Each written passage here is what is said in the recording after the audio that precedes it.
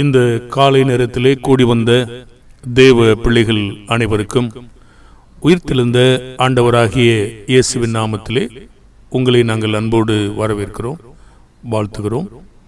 பிதாவாகிய தேவனுடைய இரக்கம் நம் அனைவருக்கும் பாத்திரமான யாவருக்கும் கூட இருப்பதாக. இந்த நாளில் நாம் கொலோசையர் 3வது அதிகாரம் 23-24, நீங்கள் கர்த்தராகிய கிறிஸ்துவை சேவிக்கிறதினாலே சுதந்திரமாகிய பலனை கர்த்தராலே பெறுவீர்கள் என்று அறிந்து, எதை செய்தாலும் அதை மனுஷருக்கென்று செய்யாமல் கர்த்தருக்கென்றே மனப்பூர்வமாய் செய்யுங்கள். நாம் கவனிக்க வேண்டிய பாகம் கர்த்தருக்கென்று, மனப்பூர்வமாக, யாருக்காக, யாருக்கென்று. இதான் நம்முடைய பாடத்தில் நாம் பேச போகிறோம். நம்ம நமக்காகவும் வாழ முடியும், மற்றவங்களுக்காக வாழ முடியும், தேவனுக்காகவும் வாழ முடியும், மனப்பூர்வம் இல்லாமலும் வாழ முடியும். தேவனிடத்தில் நமக்கு பலன் கிடைக்க வேண்டும் என்றால், சுதந்திரமாகிய பலனை கர்த்தரால் பெற வேண்டும் என்றால், தேவனுடைய சித்தத்திற்குட்பட்ட எதை செய்தாலும் அதை மனுஷர்களுக்கென்று செய்யாமல், மனிதன் என்னை புகழ வேண்டும் என்று நினைக்காமல், மனிதன் என்னை காண வேண்டும் என்று நான் நினைக்காமல், கர்த்தர் அவ்வாறு கட்டளையிட்டிருக்கிறார், அதன் அன்போடு கீழ்ப்படிந்து என்னுடைய சிருஷ்டிகருக்கு நான் மனப்பூர்வமாய் செய்ய வேண்டும் என்பதைத்தான் நாம் இன்று பார்க்க போகிறோம். கீழ்ப்படிதல் என்பது மனிதனுக்காக அல்லாமல் தேவனுக்காக, தேவனுக்கென்று மனப்பூர்வமான கீழ்ப்படிதலை நம்மிடத்திலே தேவன் எதிர்பார்க்கிறார். நம்மிடத்தில் குறைகள் இருந்தபோதும் பிதாவானவர் முதலாவது குறைகளை சுட்டிக்காட்டாமல் ஏன் நற்செயல்களை பாராட்டுகிறார்? நீங்க நிருபங்கள் எல்லாம் பாருங்க. முதலாவது தேவன் பாராட்டுதலை தேவன் வெகுவாக பிள்ளைகளுக்கு தருகிறார். பிறகு குறைகளை அவர் சுட்டிக்காட்டுகிறார். கர்த்தர் தம்முடைய பிள்ளைகளை எப்படி வளர்க்கிறார் என்பதையும் இந்த பாடத்திலே நாம் கீழே படிக்க போறோம். கர்த்தர் அவருடைய கற்பனைகளுக்கு கீழ்ப்படுகிற இருதயத்தை முதலாவது பாராட்டுகிறார். பிறகு நாம் எல்லாவற்றிலும் வளரத்தக்க குறைகளை சுட்டிக்காட்டி சுத்திகரிப்பு செய்ய விரும்புகிறார்.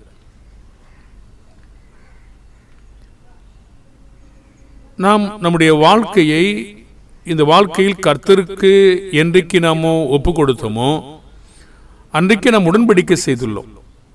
எப்படி? நாம் வாழ்ந்த காலங்கள், வெட்கமாய் தோன்றின காலங்கள், நான் அவருக்காக பிழைக்க வேண்டும், அவருக்காக மரிக்க வேண்டும், அவர் ஒருவருக்கே நான் வாழ வேண்டும். ரோமர் 14:7-8, நம்மில் ஒருவனும் தனக்கென்று பிழைக்கிறதும் இல்லை, ஒருவனும் தனக்கென்று மரிக்கிறதும் இல்லை. நாம் பிழைத்தாலும் கர்த்தருக்கென்று பிழைக்கிறோம், நாம் மரித்தாலும் கர்த்தருக்கென்று மரிக்கிறோம். ஆகையால் பிழைத்தாலும் மரித்தாலும் நாம் கர்த்தருடையவர்களாய் இருக்கிறோம். நாம் இந்த வாழ்க்கை முறையிலே தேவனானவர் நமக்கு கற்றுக் கொடுக்கிற ஒரு பகுதி, நம்முடைய வாழ்க்கை யாருக்காக, யாருக்கென்று. இது நாம் தெளிவாக உணர்ந்து கொண்டிருக்க வேண்டும். தேவன் எனக்காக இந்த பூமியை படைத்திருக்கவில்லை, நான் குடியிருப்பதற்காக வைத்திருக்கிறார். ஆனால் கடைசி நோக்கம் அதுவல்ல. அவர் சகலத்தையும் தமக்காகவும் தமக்கென்றும் படைத்திருக்கிறார். நீதிமொழிகள் 16:4 படிக்கிறோம். கொலோசியர் 1:16-18 வரைக்கும் படிக்கிறோம். கிறிஸ்துவுக்காக நாம் தீர்மானமே அப்படித்தான் இருக்கணும். நான் இந்த பூமியிலே பிரித்தெடுக்கப்பட்டு, உலகத்திலிருந்து பிரித்தெடுக்கப்பட்ட நான், 2 கொரிந்தியர் 6:14-18 வரைக்கும் பிரித்தெடுக்கப்பட்ட நாம், இனி நான் அவருக்காக பிழைக்கணும். நம்ம அடிக்கடி கர்த்தருடைய பந்தியின் போது இவ்வாறு வாசிக்கிறோம். இனி நமக்கென்று பிழைக்காமல் அவருக்காக நாம் பிழைக்கணும். ஏன்னா அவர் எனக்காக மரித்திருக்கிறார். யார்? கிறிஸ்து. அப்ப எனக்காக மரித்தார் என்றால் நான் அவருக்காக பிழைப்பது என்பது நீதியா இருக்காதா? பிழைத்தாலும் மரித்தாலும் அவருக்குரியவங்களா நம்ம இருக்கணும். புசித்தாலும் சரி, குடித்தாலும் சரி, யார் மகிமைக்காக நம்ம செய்யணும்? 1 கொரிந்தியர் 10:31, 32, 33 வரைக்கும். ஆகையால் நீங்கள் புசித்தாலும் குடித்தாலும் எதை செய்தாலும் எல்லாவற்றையும் தேவனுடைய மகிமைக்கென்று செய்யுங்கள். புசிப்பிலையும் குடிப்பிலையும் தேவனுடைய மகிமை எப்படி இருக்க முடியும்? புசிப்பதும் குடிப்பதும் பலன் கொள்ள நம்ம செய்ய முடியும் சொல்லி நம்ம வாசிக்கிறோம். இதில் எப்படி புசித்தாலும் குடித்தாலும் தேவனுடைய மகிமைக்காக செய்ய முடியும்? ரோமர் 14 1 கொரிந்தியர் 8 நம்ம பார்த்தோம்னா, சகோதரன் இடறி போகும்படி நாம் எது ஒன்று செய்யக்கூடாது, பாடாது. அப்ப நம்ம என்ன செஞ்சாலும் என்னுடைய சகோதரனுக்காக, தேவனுடைய பிள்ளைக்காக, அவருக்காக, தேவனுடைய மகிமைக்காக நான் செய்யணும். என்னுடைய சுய பிரயோஜனத்தை நான் தேடாமல் அநேகருடைய பிரயோஜனத்தை தேடி அவர்கள் ரட்சிக்கப்படும்படிக்கு எவ்விதத்திலும் எல்லாருக்கும் பிரியமாய் நடக்கிறது போல. அப்ப இங்கே பதில் இருக்கிறது. அநேகருடைய பிரயோஜனத்தை எப்படி தேடுவோம்? புசிப்பதோ குடிப்பதோ சகோதரனுக்கு இடரலா இருக்கும் என்றால் நான் செய்யாதிருப்பது நல்லது. அவனை பிரியப்படுத்துவது நல்லது, தேவனை பிரியப்படுத்துவது நல்லது, தேவனுக்கென்று வாழ்வது மிக மிக நல்லது. இது அவருடைய மகிமைக்காக நாம் செய்யணும்.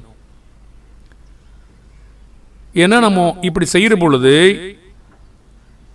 நாம் அவருடைய மகிமைக்காக செய்யாம எனக்காக செய்யும் போது மற்றவங்களுக்கு இடரல் உண்டாக்கக்கூடிய வாய்ப்பு இருக்கிறது.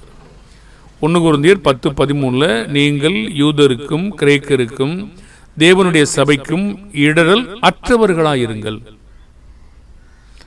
இப்ப இடறி போறது மாதிரி ஒரு செய்கையை நாம் எப்போதுமே செய்யக்கூடாது. ஒரு சமயம் மார்க்க பேதங்கள் இருக்கும் என்றால் அங்கே சில நேரங்களில் பிரிவினை இருக்க வாய்ப்பு இருக்கிறது, உத்தமர்கள் இன்னார் என்று. ஆனால் மற்ற சந்தர்ப்பங்கள் எல்லாம் நாம் இடரல் உண்டாக்கவே கூடாது. பாருங்க, இந்த மார்க்க சம்பந்தமான காரியங்களை தவிர மற்ற இடங்களில் நாம் சகோதரர்களுக்கு இடரல் உண்டாக்குனா நாம் தேவ மகிமைக்கென்று வாழ மாட்டோம்.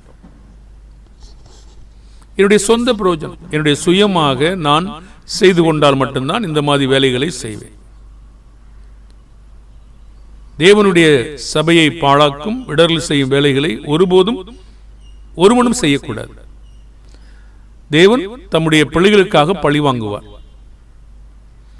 நிச்சயமாக நீ வெளிப்படுத்தல் 18, 17 அதிகாரத்திலும், எரேமியா 50 அதிகாரத்திலும், ஏசாயா புஸ்தகங்களையும் தேவனோடு பாபிலோன் யுத்தம் கலந்தது. நிச்சயமாக பழி வாங்கினார், தேவனுக்கு இடும்பு செய்தது. பாருங்க, தேவனுடைய பிள்ளைகளை கெடுக்கிற வேலைகளை நாம் செய்யக்கூடாது. நம்முடைய செய்கையினால் தேவனுடைய பிள்ளைகள் சபை இடரல் ஆகும் என்றால் அது கெடுக்கிற வேலை. நிச்சயமாக தேவன் ஒரு நாளே பழி வாங்குவார். மனம் திரும்பினாலே தவிர தேவன் குணமாக்கும்படி பாபிலோனுக்கு பிசின் தைலம் போட்டார். ஆனா குணமாகலைன்னா தண்டனை தான் முக்கியமா இருக்கும். அப்ப குணமாகுதல் மேன்மையானது. குணமாகும் போது மன்னிக்கிறார், எல்லாரையும் மன்னிக்கிறார். யாராயிருந்தாலும் எல்லா மனிதரும் மனம் திரும்ப வேண்டும் என்று தேவன் விரும்புகிறார். தேவனுக்கு மகிமை உண்டாக நடந்து கொள்வது எவ்வாறு? ரோமர் 15:2 நம்மில் ஒவ்வொருவனும் பிறனுடைய பக்தி விருத்திக்கு எதுவான நன்மை உண்டாகும்படி அவனுக்கு பிரியமாய் நடக்க கடவன். 15:7 தேவனுக்கு ஆதலால் தேவனுக்கு மகிமை உண்டாக கிறிஸ்து நம்மை ஏற்றுக்கொண்டது போல நீங்களும் ஒருவரை ஒருவர் ஏற்றுக்கொள்ளுங்கள். பாருங்கள், கிறிஸ்து அன்பாய் இருந்தது போல, கிறிஸ்து மன்னித்தது போல, கிறிஸ்து போஷித்து காப்பாற்றுவது போல, கிறிஸ்து தலையாய் இருப்பது போல. இது மாதிரி போலன்னா என்ன? அப்ப தேவன் நம்ம எப்படி இருக்கிறார் என்பதை நம்முடைய எண்ணங்களும் சிந்தனைகளையும் தேவனை மகிமைப்படுத்தவும் தேவனை பிரியப்படுத்தவும் தேவன் என்ன விரும்புகிறார் என்பதை தேடணுமே தவிர எனக்கு என்ன விருப்பம் இருக்கு, இது நிச்சயமாகவே நாம் திருந்தாத பட்சத்திலே தண்டனைக்குள்ளாவோம் என்பதில் எந்த சந்தேகமும் கிடையாது. நான் தேவனை பிரியப்படுத்துவதை குறிக்கோளாக வைத்திருக்க வேண்டும். அதனால் தேவனுக்கு மகிமை உண்டாக கிறிஸ்து நம்மை ஏற்றுக்கொண்டது போல நீங்களும் ஒருவரை ஒருவர் ஏற்றுக்கொள்ளுங்கள். கிறிஸ்து நம்ம எப்படி இருக்கும்போது ஏற்றுக்கொண்டாருங்க? சத்துருக்களாக இருந்தோம், எதிர்க்கிறவளாக இருந்தோம், மனம் போன போக்கிலே வாழ்ந்தோம், அந்தகார பிறவாகிய ஆவிக்கேற்றபடி நடந்து கொண்டோம், மாம்சம் மனசும் விரும்பினதை செய்தோம், பாவியில பிரதான பாவியா இருந்தாங்க. அந்த சமயத்தில் நாம் உள்ளே அழைத்தார், மனம் திரும்பும்படி கேட்டுக்கொண்டார். இந்த சமயத்தில் இருந்த மக்களையும் நாம் ஏற்றுக்கொள்ள வேண்டும். அப்ப இப்படி ஏற்றுக்கொள்ளணும்னா நமக்கு எப்படிப்பட்ட மனது வேணும்? அவருக்காக, அவருக்கென்று எதை செய்தாலும் அந்த சிந்தையும் அந்த மனமும் இருந்தாலே தவிர நான் விரும்புகிறதை இவன் செய்யவில்லை அப்படின்ற மனது இருக்கக்கூடாதுங்க. கர்த்தர் விரும்புகிறதை இவன் செய்யவில்லை. அப்பவும் தேவன் விரும்புகிறது, பிதாவாகிய தேவன் விரும்புகிறதை நாம் செய்யாத போது கிறிஸ்துவானவரை தேவன் அனுப்பி அவர் எப்படி ஏற்றுக்கொள்ளும்படி செய்தார்? பாருங்க, எவ்வளவு தாழ்மை இருந்தால் அவர் நம்மை ஏற்றுக்கொண்டிருக்கணும். நாம் அவரை ஒரு பொருட்டாக எண்ணவில்லை. அவமானமாக ஏசாயா 53 எண்ணப்படாமற் போனார். இப்படி இருந்த போதும் அவர் நம்மை ஏற்றுக்கொண்டார். அதனுடைய கருத்து என்னங்க? அவருக்காக நாம் இந்த செயலை செய்கிறோம். இயேசுவானவர் பிதாவுக்காக இந்த செயலை செய்தார். இந்த சிந்தையை நாம் ஆரம்பத்திலிருந்தே செய்யணும். நாம் அந்த வளர்ச்சி தான் வளரணும். என்னுடைய கோபங்களுக்காகவும் என்னுடைய விருப்பங்களுக்காகவும் நான் செய்யும் பொழுது எனக்குள் சாத்தானுடைய சிந்தை தானே இருக்கு, வளராம தானே இருக்கு. நான் நம்முடைய எந்த ஒரு செயல்களும் தேவனை மைமைப்படுத்தும்படி இருக்கிறதா என்று பார்க்கணும். 1 பேதுரு 4:11. நம்ம எல்லாருக்கும் அந்த வசனம் தெரியும். கிறிஸ்து மூலமாய் தேவன் மகிமைப்படும்படியே செய்யணும். அவருக்கே மகிமையும் வல்லமையும் சதா காலங்களில் உண்டாகட்டும்.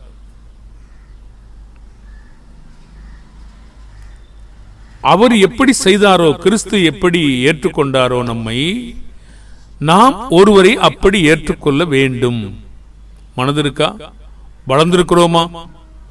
வளர்ச்சி அடையணுமா? அது தேவனுடைய சித்தமா? ஆமாம். மனுஷர்கள் நம்முடைய கிரியைகளை கவனித்துக் கொண்டு வருகிறார்களா, இல்ல கவனிக்கலையா? அப்படி கவனிக்கும் போது யாரையும் மகிமைப்படுத்துவாங்க? தேவனைத்தானே. மத்தேயு 5:14, 15, 16 16ஆம் வசனம் சொல்றாருங்க, இவ்விதமாய் மனுஷர் உங்கள் நற்கிரிகளை கண்டு பரலோகத்தில் இருக்கிற உங்கள் பிதாவை மகிமைப்படுத்தும்படி உங்கள் வெளிச்சம் அவர்கள் முன்பாக பிரகாசிக்க கடவுது. பாருங்கள், நாம் நடக்கிற, செய்கிற, பேசுகிற எல்லாவற்றையும் மனுஷர்கள் பார்க்கிறார்களா? நம்முடைய வெளிச்சம் மற்றவர்களுக்கு முன்பாக எப்படி பிரகாசிக்கிறது? கெடுக்கும்படியா, இடர பண்ணும்படியா, அல்லது அவர்களை நம்மிடத்தில் வரவழைக்கும்படியா? பாருங்க, கெடுப்பதற்காகவும் நாம் வேலை செய்ய முடியும், புறம்பாக்கவும் வேலை செய்ய முடியும், தூசிக்கும் வேலை செய்ய முடியும். நம்மிடத்தில் நாம கர்த்தர் நிமித்தமாக அருகில் வரும்படி நாம் அழைப்பதற்கும் வேலை செய்ய முடியும், மனப்பூர்வமாய். அங்கே காரியம் என்னவென்றால், அவர்கள் நம்ம எதிர்க்கிற பொழுதும் நாம் அவர்களுக்காக தாங்கி கிறிஸ்து எப்படி ஏற்றுக்கொண்டாரோ அதுபோல ஏற்றுக்கொள்ளும் போது அது வேலை சரியா நடந்ததா? பிரபலமாய் அருமையாய் விருத்தியாய் கொண்டே வந்தது. அந்த மாடலை பின்பற்ற நாம் ஏன் மறந்து போகிறோம்? நம்முடைய அறியாமை, நம்முடைய பெருமை, என்னுடைய உயர்வு, நான் எனக்கென்று வாழ்வது. நாம் ஆரம்பமே ஒரு பாடம் சொன்னோம், அவருக்காக, அவருக்கென்று. 1 பேதுரு 2:12 மனுஷரிடத்தில் நல்ல நடக்கையுடையவர்களாய் நடக்கும் பொழுது என்ன நடக்கிறது? 1 பேதுரு 2:12 புறஜாதிகள் உங்களை அக்கிரமக்காரர் என்று விரோதமாய் பேசும் விஷயத்தில் அவர்கள் உங்கள் நற்கிரிகளை கண்டு அவற்றின் நிமித்தம் சந்திப்பின் நாளிலே தேவனை மகிமைப்படுத்தும்படி நீங்கள் அவர்களுக்குள்ளே நல்ல நடக்குள்ளவர்களாய் நடந்து கொள்ளுங்கள் என்று உங்களுக்கு புத்தி சொல்லுகிறேன். இன்னைக்கு நம்மளை எப்படி பேசுறாங்க? அக்கிரமக்காரன்னு பேசுவாங்க. அதுக்காக நான் கோபம் வந்துடலாமா? அதுக்காக தேவனுடைய அன்பை விட்டு நான் விலகிடலாமா? அதற்காக தேவனுடைய சித்தத்தை செய்ய நான் மறந்து என்னுடைய சித்தத்தை செய்யலாமா? நாம் அப்படி செய்யும் போது என்ன நடக்கும்? தேவனை மையப்படுத்த மாட்டாங்க, தேவன் தூசிக்கப்படுவார். பாருங்க, அவங்க இன்னைக்கு புரிஞ்சிருக்காங்களா? சந்திப்பின் நாளில் தேவனை மகிமைப்படுத்துகிறார்கள். இன்னைக்கு நாம் செய்கிற நற்செயல்கள் உணர்ந்து கொள்ளாமல் கூட இருக்கலாம். ஆனால் ஒரு நாள் வரைக்கும் நம்ம காத்து இருக்கணும், அதுக்காக பாடுபடணும். பாடுபட வேண்டும் என்று போதிக்கிற நாமோ பாடுபடுவதை நான் ஏற்றுக்கொள்ள வேண்டும் அல்லவா? ஏற்றுக்கொள்ள நான் மறுக்கிற பொழுது எனக்குள்ள ஒரு உயர்வு இருக்கிறது.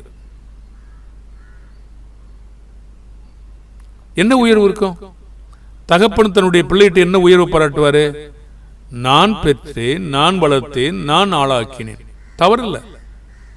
ஆனால் அவர் பொறுத்திருக்கிறாரா? அதே போலதான் நாம கூட பொறுக்கணும் சொல்லி கிறிஸ்துவை பொறுத்திருக்கிறார், ஏற்றுக்கொண்டிருக்கிறார். நாம் பார்க்கிற பகுதி கர்த்தருக்கென்று, அவருக்காக, அவருக்கென்று, எனக்கென்று அல்ல. நாம் செய்கிற செயல்கள் பிதா பிரியப்படும்படி இருக்கிறதா? கொலோசையர் 3:17 வார்த்தையினாலாவது கிரியினாலாவது நீங்கள் எதை செய்தாலும் அதையெல்லாம் கர்த்தராகிய இயேசுவின் நாமத்தினாலே செய்து அவர் முன்னிலையாக பிதாவாகிய தேவனை நன்றி செலுத்துங்கள். பேசினாலும் சரி, செயல் செஞ்சாலும் சரி, எதை செஞ்சாலும் சரி, அதெல்லாம் இயேசுவின் அதிகாரத்தில் செய்து பிதாவிற்கு என்ன செய்வோமோ நன்றி செலுத்துவோம். பார்க்கிறோமா நம்முடைய செயல், நம்முடைய பேச்சு, வார்த்தைகள்? பிலிப்பியர் 3:11 நமக்கு அது என்னுடைய காரியங்கள் லாபமா இருக்கலாம், என்னுடைய கோபம் லாபமா இருக்கலாம், என்னுடைய உயர்வு லாபமா இருக்கலாம். ஆனால் நான் அவருக்காக என்ன செய்யணும்? பிலிப்பியர் 3:11 அவருக்காக நம்ம பாயிண்ட் நோட் பண்றது நீங்க அதாங்க. அவருக்காக, எனக்காக இல்ல, அவருக்காக, அவருக்கென்று. அவருக்காக எல்லாவற்றையும் நஷ்டம் என்று விட்டேன், குப்பையுமாக எண்ணுகிறேன். ஏனால் அவர் எனக்காக எல்லாவற்றையும் இழந்தார், தரித்திரரானார். யார்? நமது ஆண்டவராகி இயேசு கிறிஸ்து. அன்பு கூர்ந்து ஒரே பேரான குமாரனை அனுப்பினார். அவர் எனக்காக எல்லாவற்றையும் சகித்தார் என்றால் நான் ஏன் சகிக்கூடாது? எனக்கு மாதிரியா நடந்திருக்கிறார் அல்லவா? என்னுடைய சரீரத்தின் செயல்கள் தேவனை மகிமைப்படுத்துகிறதா, தூசிக்கிறதா? பிலிப்பியர் 1:20 நான் ஒன்றிலும் வெட்கப்பட்டு போகாமல் எப்பொழுதும் போல இப்பொழுது மிகுந்த தைரியத்தோட ஜீவனாகிலும் ஜீவனாளாகிலும் சாவினாளாகிலும் கிறிஸ்து என் சரீரத்தினாலே மகிமைப்படுவார் என்று. அப்ப இந்த சரீரத்தின் செய்கையெல்லாம் யாரை மகிமைப்படுத்தாக இருக்கணும்? எனக்கு உண்டாயிருக்கிற வாஞ்சைக்கும் நம்பிக்கையும் தக்கதாய் அப்படி முடியும். கிறிஸ்து எனக்கு ஜீவன், சாவு எனக்கு ஆதாயம். இந்த சரீரத்தில் நம்ம தேவனுடைய பிள்ளைகளா இருக்கிற ஒவ்வொருவருக்காகவும் நம்ம இப்படி பாடுபட ஆயத்தமா இருக்கிறோமா? ஆவிலையா பாடுபடுவீங்க? இல்ல மரித்து போன பிற்பாட பாடுபட முடியும்? இந்த சரீரத்தில் இருக்கிற நாள் தான் நான் எல்லாத்தையும் தாங்குவதற்கான சூழ்நிலைகளை தேவன் தந்திருக்கிறார். அது கீழ்ப்படியாதுதான், அது அடங்காதுதான், மன்னிக்கணும், அதை கட்டுப்படுத்த முடியும் தான். ஆனாலும் இந்த சரீரத்தில் இல்லாம எப்போ நம்ம அந்த வேலை செய்ய முடியும், பாடுபட முடியும்? போது எல்லாம் லகுதாங்க. அது செயல்பாட்டு கொண்டு வரும்போது எவ்வளவு அதுல வேதனை இருக்குது பாருங்க. அப்போ கிறிஸ்து என் சரீரத்தினாலே மகிமைப்படுவார். அப்ப நான் தூசிக்கும்படி ஒரு கோபத்தை காட்டினேன்னா மகிமையா இருக்கும், தூசணம் இருக்கும். வார்த்தை பயங்கரமா கொடுத்தேன்னா மகிமையா இருக்கும், தூசணம் தானே இருக்கும். மகிமைப்படும்படியாக நீதியான தீர்ப்பை ஏற்றுக்கொள்ளுகிற மனிதனாக நான் வாழணும். எனக்கு அங்கீகரிக்கிற காரியங்களை ஏற்றுக்கொள்ள வேண்டும். எனக்கு எதிராக இவன் நிறுத்தி இருக்கிறான், தேவன் நிறுத்தி இருக்கிறார். எனக்கு எதிராக தாவீது நினைத்தது மாதிரி தூசிக்கும்படி கட்டளையிட்டு இருக்கிறார். ஏன் நினைக்கிற தோணல? வசனங்கள் படிக்கிறோம் இல்லையா? ஏன் தோணல? பாருங்க, அது என்னுடைய புத்தி மேலே நிற்கிறது, என்னுடைய உயர்வு மேலே இருக்கிறது, என்னுடைய பெருமை மேலே இருக்கிறது. அங்கே நாம் ரொம்ப ஜாக்கிரதையா இருந்தா மட்டும்தான் முடியும். கிறிஸ்து எனக்கு ஜீவன், சாவு எனக்கு ஆதாயம். என்னுடைய சரீரத்தினாலே கிறிஸ்து மகிமைப்பட வேலை செய்ய முடியும், பாடுபடுவதின் மூலமாக. கலாத்தியர் 5:24 கிறிஸ்து என் சரீரத்தில் மகிமைப்படுவது எவ்வாறு? கிறிஸ்துவனுடையவர்கள் தங்கள் மாம்சத்தின் ஆசை இச்சைகளை சிலுவையில் இருக்கிறாங்க. அப்போ பாடுபட்டேன்னா அதனால அவரை மகிமைப்படுத்த முடியும். ஒரு சகோதரனை, ஒருவரை ஆதாயப்படுத்துவதற்காக என்னுடைய சரீரத்தில் நான் பாடுபட்டால், சிலுவையில் அடித்தால் ஆதாயப்படுத்த முடியும். இயேசு பூமியிலே பிதாவை எவ்விதத்தில் மகிமைப்படுத்தினார்? யோவான் 17:4 பூமியிலே நான் உம்மை மகிமைப்படுத்தினேன், நான் செய்யும்படி நீர் எனக்கு நியமித்த கிரியைகளை செய்து முடித்தேன். அதை நம்ம செய்யணும், இன்னும் செய்யணும். தொடர்ந்து நம்ம செய்யும் பொழுதுதான் மகிமைப்படுத்தப்படுவோம். ரோமர் 8:3 இயேசு எதற்காக பிதாவானவரை மாம்சத்தில் அனுப்பினார்? அந்த மாம்சம் பிதாவிற்காக எப்படி மகிமையாக நடந்து கொண்டது?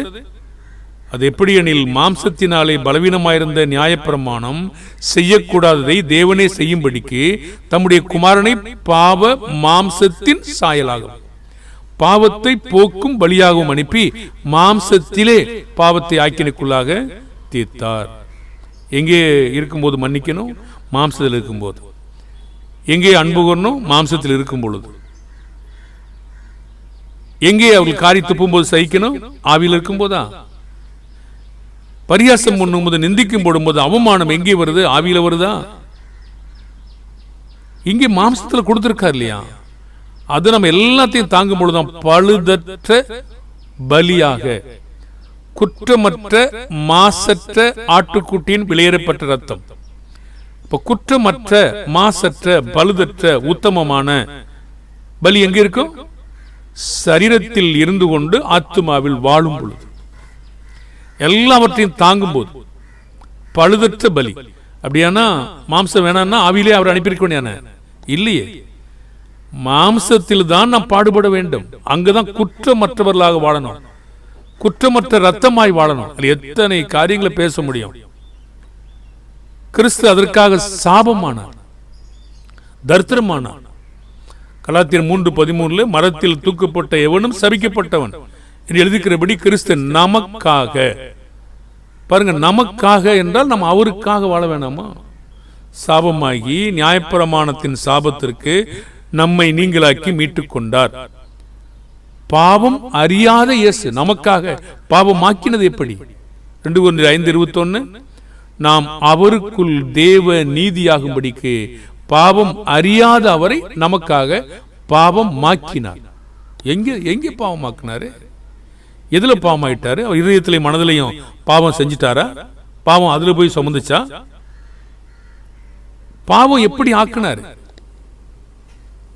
பாருங்க. பாவத்தை போக்கும் பலியாக. ஒரு பலியினுடைய நிபந்தனை நமக்கு தெரியும் இல்லையா, எப்படி நடக்குது என்று. ஒருவேளையை காண முடியாமல் நீங்கள் நானும் காண முடியாமல் இருக்கலாம். ஒரு ஆட்டுக்குட்டி எப்படி பாவமாக்கப்படுகிறது? அந்த ஆட்டுக்குட்டி பலி செலுத்துவது எத்தன்மையா இருக்கணும்? 1 Peter 1:19 குற்றமில்லாத மாசற்ற ஆட்டுக்குட்டியாகிய வெளியேறப்பட்டின் ரத்தத்தினாலே மீட்கப்பட்டீர்கள் என்று அறிந்திருக்கிறீர்களே. ஏன் இங்கே குற்றமில்லாத மாசற்ற இயேசு கிறிஸ்துவின் ஏன் சொல்லல? ஆட்டுக்குட்டி ஆகிய ஒரு வார்த்தை இருக்கு பாருங்க. அப்போ நியாயப்பிரமாண சட்டத்தில் எப்படி இது இருக்கணுமோ அதே விதிமுறை இங்க இருக்கிறது இல்லையா? யாருக்காக? தேவனுக்காக. யார் நிமித்தமாக? நமக்காக, நம்முடைய பாவங்களுக்காக, தேவனுக்காக ஏற்றுக்கொண்டு இந்த வேலைகளை செய்திருக்காரு. எபிரேயர் 9:28 கிறிஸ்துவும் அநேகருடைய பாவங்களை சுமந்து தீர்க்கும்படி. சுமந்தாரா சுமக்கலையா? எங்கே? பூமியில பிறக்கும் பொழுது என்ன சொன்னாரு? காளை, ஆடு இதுக்கெல்லாம் ரத்தத்தை நீக்கல, இதோ ஒரு சரீரத்தை எனக்காக ஆயத்தம் பண்ணினீர். எப்படி? மரியாள் வயிற்றின் மூலமாக, பரிசுத்தாவின் மூலமாக ஒரு சரீரம் வந்ததா? கிறிஸ்துவும் அநேகருடைய பாவங்களை சுமந்து தீர்க்கும்படி ஒரே தரம் பலியிடப்பட்டு தமக்காக காத்து கொண்டிருக்கிறவர்களுக்கு ரட்சிப்பை அருளும்படி இரண்டாம் தரம் பாவம் இல்லாமல் தரிசனமானார். பாருங்கள், 1 கொரிந்தியர் 5:7 நம்முடைய பஸ்காவாகிய கிறிஸ்து நமக்காக பலியிடப்பட்டிருக்கிறாரே என்று சொல்லப்படுதா? அப்ப கிறிஸ்து அநேகருடைய பாவங்களை சுமந்தார். பாவம் செய்யவில்லை, ஆனால் சுமந்தார். எதிலே? நமக்காக சாபமானார். எதிலே? பாவ மாம்சத்தின் சாயலாகவும் பாவத்தை போக்கும் பலியாகவும். பிதாவானவர் முடிவாக சொல்கிற கருத்து என்ன? இயேசு கர்த்தருக்கென்று மரித்தார். 1 கொரிந்தியர் 1:23 நாங்களோ சிலுவையில் அறையப்பட்ட கிறிஸ்துவை பிரசங்கிக்கிறோம். அவர் யூதருக்கும் இடரலாயும் கிரேக்கருக்கு பைத்தியமாயும் இருக்கிறார். மரத்தில் தூக்கப்பட்ட கலாத்தியர் 3:13 எவனும் சபிக்கப்பட்டவன் என்று எழுதியிருக்கிறபடி கிறிஸ்து நமக்காக சாபமாகி நியாயப்பிரமாணத்தின் சாபத்திற்கு நம்மை நீங்களாக்கி மீட்டுக் கொண்டார். 1 கொரிந்தியர் 2:2 இயேசு கிறிஸ்துவை சிலுவையில் அறையப்பட்ட அவரே அன்றி வேறொன்றை உங்களுக்குள்ள அறியாதிருக்க தீர்மானித்திருக்கிறேன். கொலோசியர் 1:20 அவர் சிலுவையில் சிந்தின ரத்தத்தினாலே சமாதானத்தை உண்டாக்கி. ரத்தம் எங்க இருக்கும்? ஆவிலையா? மாம்சத்தில். பாடு ஆவிலையா? மாம்சத்தில். அவமானம் ஆவிலையா? இருக்கலாம், ஆனால் இங்கே மாம்சத்தில். பரலோகத்தில் உள்ள யாவையும் அவர் மூலமாய் தமக்கு ஒப்புரவாக்கிக் கொள்ள அவருக்கு பிரியமாயிற்று. இப்ப கலாத்தியர் 6:14 பவுல் கர்த்தருக்கென்று மாம்சத்தை சிலுவையில் அறைந்தார். நாமும் பழைய மனுஷனை அவரோடு கூட என்ன செய்யணும்? சிலுவையில் அறைய வேண்டியதா இருக்கிறது. நானும் நம்முடைய கர்த்தராகி இயேசு கிறிஸ்துவின் சிலுவையை குறித்தே இல்லாமல் வேறொன்றை குறித்து மேன்மை பாராட்டாதிருப்பேனாக. அவரால் உலகம் எனக்கு சிலுவையில் அறைய கொண்டிருக்கிறது, நானும் உலகத்திற்கு சிலுவையில் அறைய கொண்டிருக்கிறேன். இனிமே என்ன செய்யக்கூடாது? நாம் என்ன செய்திருக்கிறோம்? ரோமர் 6:6 நாம் பாவத்திற்கு ஊழியம் செய்யாதபடிக்கு என்ன செய்திருக்கிறோம்? நாம் இனி பாவத்திற்கு ஊழியம் செய்யாதபடி பாவ சரீரம் ஒளிந்து போகும் பொருட்டாக நம்முடைய பழைய மனிதன் அவரோடு கூட சிலுவையில் அறையப்பட்டது என்று அறிந்திருக்கிறோம். அது என்ன சரீரம்? பாவ சரீரம்.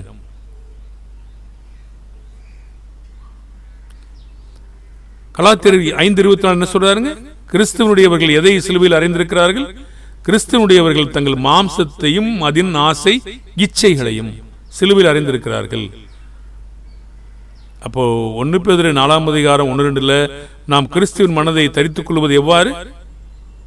இப்படி இருக்க கிறிஸ்து நமக்காக மாம்சத்தில் பாடுபட்டபடியால் நீங்களும் அப்படிப்பட்ட சிந்தையை with the same mind ஆயுதமாக தரித்துக் கொள்ளுங்கள்.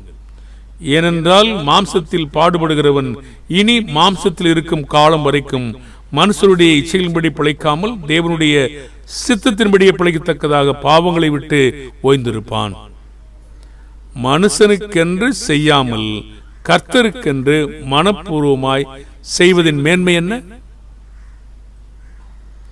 அதுதான் தேவன் விரும்பும் செயல். அதுதான் தேவனால் புகழப்படும் செயல். அதுதான் மெய்யான வாழ்க்கை. தேவன் அவருக்கென்று வாழுகிறவர்களை தேவன் பாராட்டுகிறார். பிரியமானவர்களே, நாம் ஜெபிப்போமா? பரலோகத்தில் வாசமாயிருக்கிற பிதாவே, உம்முடைய கற்பனைகளுக்கு கீழ்ப்படுகிற இருதயத்தை முதலாவது எங்களுக்கு தார். எல்லாவற்றிலும் வளரத்தக்க எங்களுடைய குறைகளை முதலாவது சுட்டி காட்டாமல் எங்களை பாராட்டி பின்பு நீர் எங்களை வளர்க்கிறீர். மனப்பூர்வமாய் கீழ்ப்படிதலை எங்களுக்கு தந்திரலும். சுதந்திரமாகிய பலனை அவரிடத்தில் பெற்றுக்கொள்ள அனைத்து செயலும் உமக்கென்று செய்ய எங்களுக்கு உதவி செய்யும். எங்களுடைய வாழ்க்கையிலே பிழைத்தாலும் மரித்தாலும் அவருக்காகவே வாழவும் எங்களுக்கு உதவி செய்யும். புசித்தாலும் குடித்தாலும் எதை செய்தாலும் அவர் மகிமைப்படிபடி எங்களுக்கு செய்ய பலன் தாரும். சகோதரர்களுக்கு இடர்கள் உண்டாக்காதபடி, தேவனுடைய சபைக்கு இடர்கள் உண்டாக்காதபடி எங்களை விலைக்கு காத்திரலும். எந்த செயலும் தேவனை மகிமைப்படுத்தும்படியாக செய்ய எங்களுக்கு பலன் தாரும். நீர் எங்களுடைய செயல் எல்லாம் கவனித்து வருகிறீர். மனிதன் கவனிக்கிறார்கள். கவனிக்கும் போது உம்மை மகிமைப்படுத்துகிறபடியினால் அவருக்கே நாங்கள் மகிமையாக வாழ எங்களுக்கு உதவி செய்யும். என்னுடைய சரீரத்தை உமக்கென்று கொடுக்க எங்களுக்கு உதவி செய்யும். இப்படி சரீரத்தில் தேவனை மகிமைப்படுத்த எங்களுக்கு உதவி செய்யும். இயேசுவானவர் எப்படி மகிமைப்படுத்தினாரோ அதே போல செய்ய உதவி செய்யும். அவருக்காக கிறிஸ்து எப்படி சாபமானாரோ தரித்திரமானாரோ எங்களுக்கும் பலனை தாரும். நாங்கள் அவருக்குள் நீதியாகும்படி எங்களுக்கு உதவி செய்யும். எங்களுடைய மாம்சத்தின் ஆசை இச்சைகளை சிலுவையில் அறிய உதவி செய்யும். அவருக்கென்று வாழவும் அவருக்கென்று பிழைக்கவும் எங்களுக்கு உதவி செய்யும். அவர் ஒருவருக்கே பிழைக்க எங்களுக்கு உதவி செய்யும். இயேசுவின் நாமத்தில் செபிக்கிறோம் நல்ல பிதாவே, ஆமென். வாழ்த்துக்கள் அன்பான தேவனுடைய பிள்ளைகளே.